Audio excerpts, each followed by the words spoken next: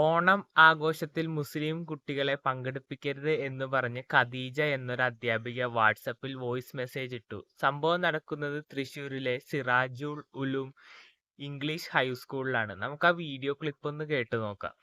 ഓണം എന്ന് പറയുന്നത് ഹിന്ദു മതസ്ഥരുടെ ആചാരമാണല്ലോ അല്ലെ, എല്ലാവർക്കും അറിയുന്ന കാര്യമാണ്. അപ്പോ ആ ഒരു സെലിബ്രേഷനുമായി ബന്ധപ്പെട്ട് നമ്മുടെ മക്കളോ അല്ലെങ്കിൽ നമ്മളോ അത്തരത്തിലുള്ള കാര്യങ്ങളെ ഒരു തരത്തിലും പ്രോത്സാഹിപ്പിക്കാൻ പാടില്ല.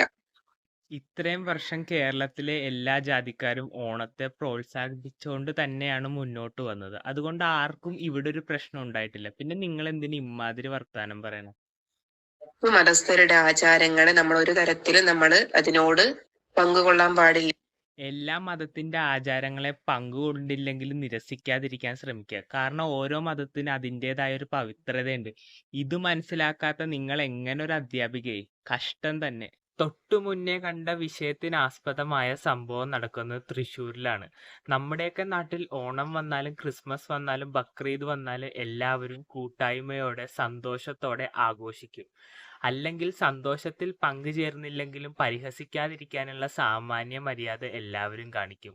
വിദ്യാർത്ഥികളിൽ ഉള്ളിൽ ഒത്തൊരുമയും നല്ലൊരു വ്യക്തിത്വവും ഉണ്ടാക്കി കൊടുക്കേണ്ട അധ്യാപികയുടെ ഭാഗത്തു നിന്നാണ് ഇത്തരം ഒരു മോശം വാട്സപ്പ് സന്ദേശം വന്നിരിക്കുന്നത്. ഇതിനോട് എനിക്ക് ഒരിക്കലും യോജിക്കാൻ കഴിയില്ല. ഇവരെയൊക്കെ അധ്യാപിക എന്ന് തന്നെ വിളിക്കരുതെന്നേ ഞാൻ പറയുള്ളൂ. എൻ്റെ അഭിപ്രായത്തിൽ ഇതിനെതിരെ നല്ലൊരു ആക്ഷൻ എടുക്കണം. കാരണം കുട്ടികളുടെ ഉള്ളിൽ വർഗീയത ചിന്ത ഉണ്ടാക്കിയെടുക്കുന്നത് ഭാവിയിൽ വളരെ ദോഷം ചെയ്യും. അപ്പോൾ ഇങ്ങനെയുള്ള അധ്യാപികമാരെ സ്കൂളിൽ നിന്ന് തന്നെ പുറത്താക്കണം എന്നാണ് എൻ്റെ ഒരു അഭിപ്രായം. പുതിയൊരു വീഡിയോയിൽ കാണുന്നവരെ ബൈ ബൈ.